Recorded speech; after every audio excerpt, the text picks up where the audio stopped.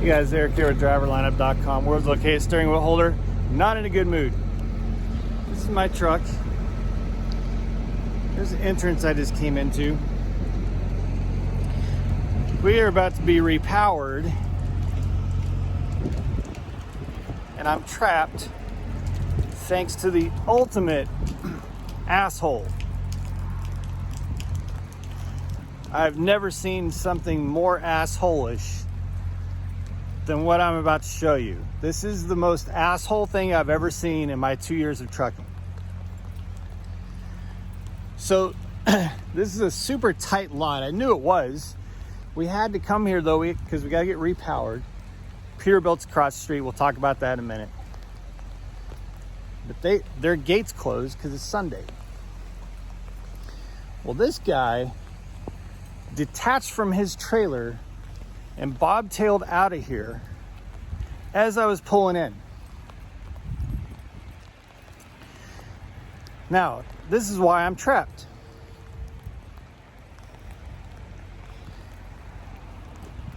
That's the spot right there where that white line is. This is how you get out. Right here.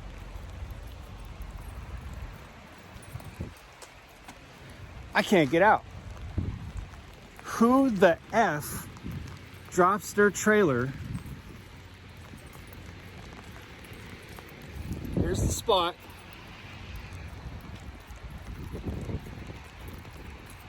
There's the front of the spot right there. Trailer's dropped right there.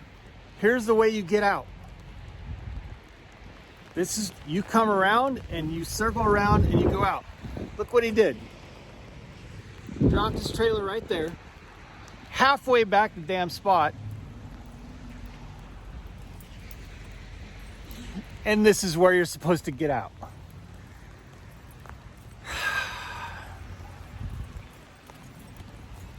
Un-effing believable, you guys. And there is a spot right here, but I can't get into it. There's two, see this right here? I can't make that turnaround.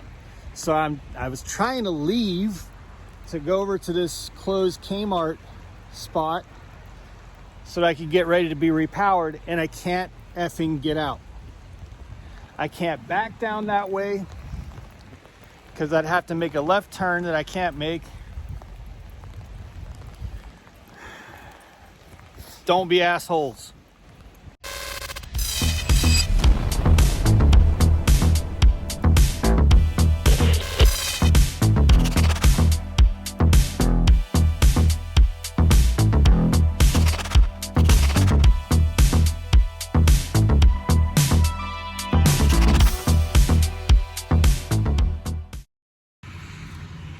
I hope you guys enjoyed that intro clip. It's absolutely ridiculous. Sorry I was so angry, but that was the most ridiculous thing I've ever seen. I might have left a really colorful review on Trucker Path. Jenna had some things to say in her review that I can't repeat on YouTube. Yeah, so I had to back down this entrance into the McDonald's four-wheeler area, then across into and go forward into a Ford dealership, and then back around a row of cars in the Ford dealership so that I could go forward, back across into an exit that's for four-wheelers. Don't worry, Dennis. He had a spotter. I got out and spotted. So it was the most ridiculous thing ever. Like, and we watched that guy. That guy left. He dropped that trailer and left while we were sitting there trying to figure out how to get out. Well, and the worst part is, like, I had said to Eric, I was like, should I just go over and really nicely ask that guy to pull forward a couple feet so we could get out? And he's like, no, he's probably just getting lunch. So if I would have or getting breakfast, but if I just would have gone over and been like, hey, we can't get out, like, while he was still there. He did go get breakfast. And then he left. But then he left his trailer in the most ridiculous parked way that I've ever seen. Anyway, so we did get out of there. We're now at a rest area 2 miles down the road in a cluster F of a situation. What has been happening in the last 1,000 miles? Okay, so number one, Hopper can attest to this. For those who know Hopper, got a shout out to Hopper here, because the first time it happened, I was on the phone with him and he heard all my colorful language. So basically, a couple days ago, I'd say like within like 2 or 3 days ago. 2 days ago.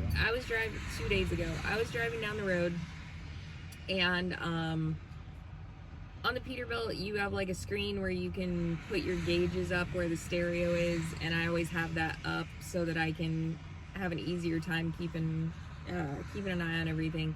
So I am watching like the diff status gauge, and it went from clean to it threw a warning light and said that the soot level was high.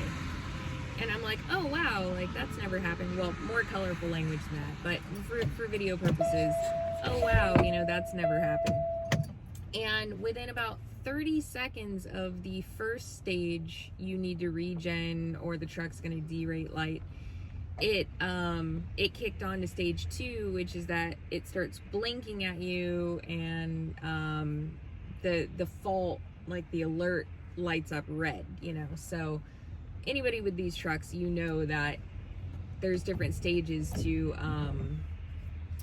how serious the alert is. So the second alert was soot level very high, like, you know, you need to regen right away. Well, if it gets to stage 3 or 4, you're leaving with a tow truck. So I was able to immediately do a safe exit off the highway, because thank God there was an exit right there.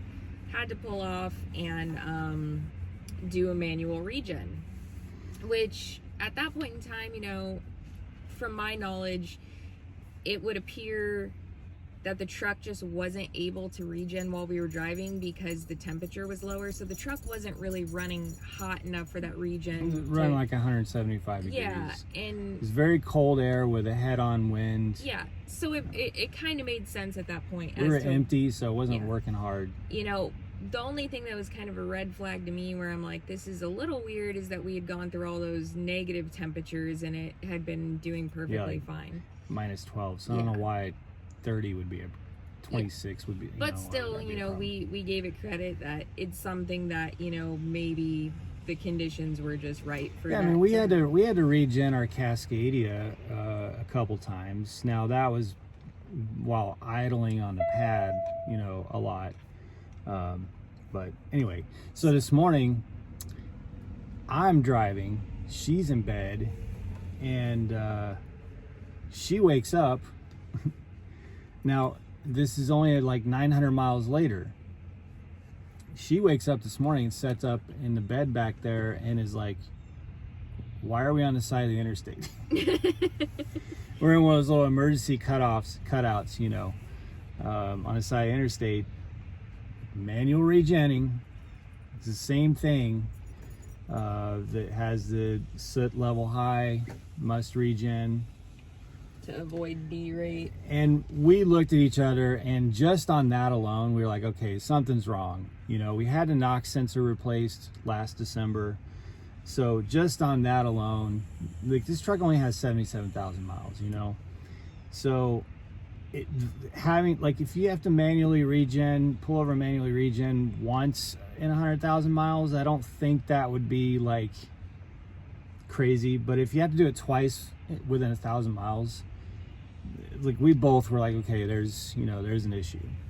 Yeah, because it's a symptom, like, so we're looking at this as a whole big picture, you know, because I know it may not sound that crazy, but given the issues that we've had with the truck and what we've learned about this particular truck, it'll give you a couple coughs before, you know, before it needs to, you know, go to the hospital and get surgery. You know, it will give you a little bit of warning if you're paying attention. And for us, these are signs that there is clearly something going awry with the diff system. DPF system. Yeah, so, because, I mean, for all of this to be happening so close together, you know, for it to have the issue with the NOx sensor at, that would have been at like, what, 50,000 miles or something, 40,000 miles. So for it to go through a sensor and then now it's starting to do this, like that's just telling me there's something's funky. So we were already at the, okay, we need to talk to somebody at that point. When I pulled in both cases, it took about 45 minutes for the full regen to run. And I pulled back out on interstate, and it was probably less than a mile. We get the yellow check engine light, the one that's the outline of an engine. The less severe check engine. The less severe one, but which is the same check engine light we got when the NOx sensor went out. Yes. So it could be a NOx sensor again, but it was, like we're definitely not comfortable with the situation, because when I was in training, now it was a Freightliner, but when I was in training, I had to drive a D-rated, fully loaded truck from Wamsutter, Wyoming to Cheyenne, Wyoming, when I was in training, and trying to drive a D-rated truck, or we didn't have to get towed, but that's a bad situation. I don't want to be in that situation. And we're in Cleveland, so we're where we can get serviced. My fear was that we were going to end up somewhere when it gets, substantially worse, where we have to be towed, or we can't get to a Peterbilt, or, etc. So there's a rest area a couple miles later. We pull into this rest area. We message Road Assist. Now, this is we've talked about this before many times. We're very transparent. We're very honest. The two weakest points that I see at Prime, as far as my interaction as a driver with Prime, are sales, especially on weekends, and Road Assist. Road Assist, I don't know if they go through a training or something that says, no matter what the message is, take it to a TA Petro. Yeah. Because that's what they say every time. We could be like, our engine fell out of the truck at 65 miles an hour, and it's, off in a field. Oh, we'll take it to a TA Petro. Like, it doesn't Truck's matter. on fire. Can you drive it to TA Petro? Can you make it to TA Petro? So the guy, the website's down, so they can't look at the codes, which on Peterbilts, they can look at the codes, a lot of the codes. The website's down, they couldn't look at the code. So he's like, and I'm not railing on this guy. I don't know this guy. He's not my normal Road Assist. It's a Sunday. But he says you can take it to TA Petro and have them read the code. Well, TA Petro is 100 miles away.